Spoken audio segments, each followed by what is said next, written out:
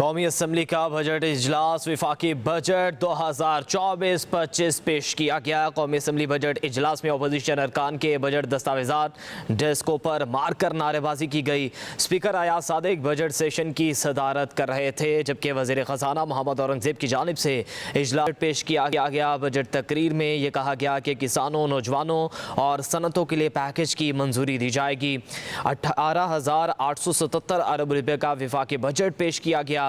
Budget खसारा 8,388 अरब रुपए का तखमीना लगाया गया, जबकि FBR में सुलात 12,970 अरब रुपए, नॉन टैक्स रेवेन्यू 3,587 अरब रुपए, विफाकी हुकूमत की खालिस आमदनी इसमें 9,119 अरब रुपए है, जबकि इंटरेस्ट की अदायगी 9,775 अरब रुपए की गई। जबकि दूसरी जानिब जो सरकारी मुलाजमीन हैं उनकी तनख्वाहों में भी 20 से 25% इजाफे का इम्कान है और ग्रेड 17 से 22 तक के अफसरान की तनख्वाहों में 22% इजाफा होगा। सूद की अदायगियों के लिए 9,775 अरब रुपए मुख्तस किए गए हैं।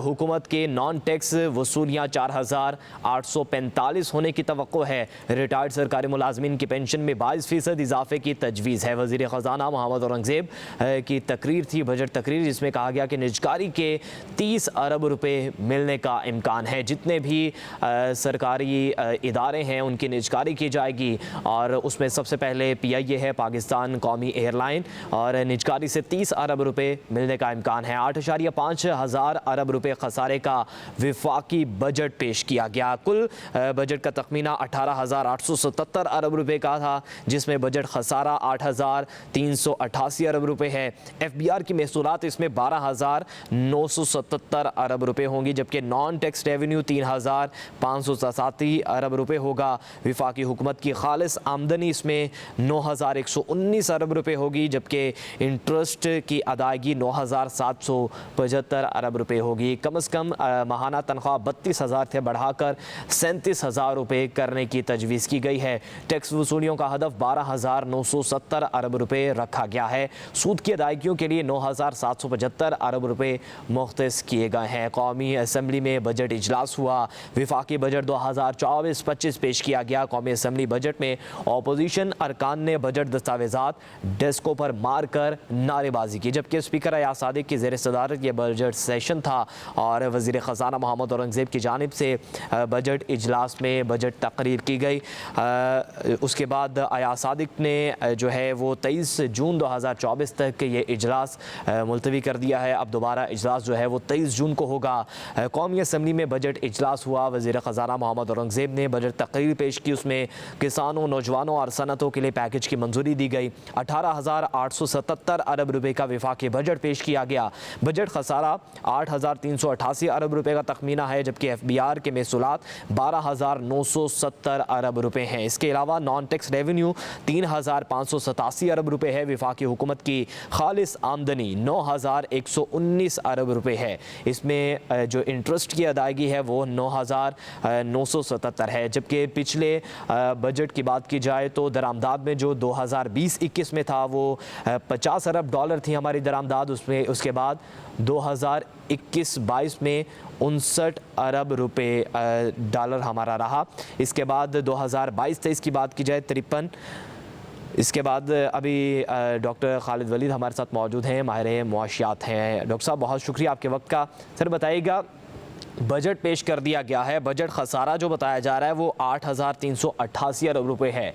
इस बजट में आप क्या कहेंगे, कितना टैक्स लगा है आवाम पर? बड़ा एम्बिशियस टारगेट जो है वो सेट कर लिया है FBR का, जिसमें आपने जो है वो अबाउट जो है वो 12,000 बिलियन जो है वो 38% इजाफे के साथ आपने टैक्स कलेक्ट करना है। ये एक एम्बिशियस टारगेट है इस तरह से कि आप जो है वो काफ़ी सारे सेक्टर्स को टैक्स एग्जम्पशन ख़त्म कर रहे हैं, कुछ एक्सपोर्टिंग सेक्टर्स पे टैक्स लगा रहे हैं। तो टैक्स तो नए लगे हैं और जो कुछ एग्जिस्टिंग टैक्स हैं उनको भी जो है वो बढ़ाया गया है, लेकिन मैं कहूँगा कि टैक्स रेवेन्यू के हिसाब से एक बैलेंस रखा गया है। एग्रीकल्चरल टैक्स जो है वो नहीं आयद किया गया, मीशत के लिए अच्छा होगा अगर इसको हम जो है वो प्रोडक्टिव इकोनॉमी के साथ लिंक करके एक्सपेंडिचर्स को प्रोडक्टिव वे में खर्च करके अगर लेके चलें तो गवर्नमेंट जो है वो इसको एक कोर्स करेक्शन के तौर पे यूज़ कर सकती है। इसके साथ साथ गवर्नमेंट को एक्सपेंडिचर्स पे भी जो है वो तवज्जो देनी होगी। जो मेजर्स जो हैं वो इंट्रोड्यूस करवाए गए हैं, अगर उसी को ट्रू लेटर एंड स्पिरिट के साथ जो है वो इम्प्लीमेंट किया जाता है तो आई गेस ये जो फिजिकल डेफिसिट है ये बढ़ेगा नहीं और इसको आप जो है वो प्रोडक्टिव वे में यूज़ कर सकते हैं। तो डॉक्टर साहब ये बताइएगा कि जीडीपी की शरह देखी जाए तो 2020-21 में 7% थी, उसके बाद 2021-22 में कम होकर 6.3 हो गई, फिर 2022-23 में भी कम होकर 5 रह गई, फिर 2023-24 में भी कम हुई। अब जो बताया जा रहा है 3.6% रखी गई है कि इसका तखमीना लगाया गया है पहले से, तो क्या ये चीज़ कर पाएंगे?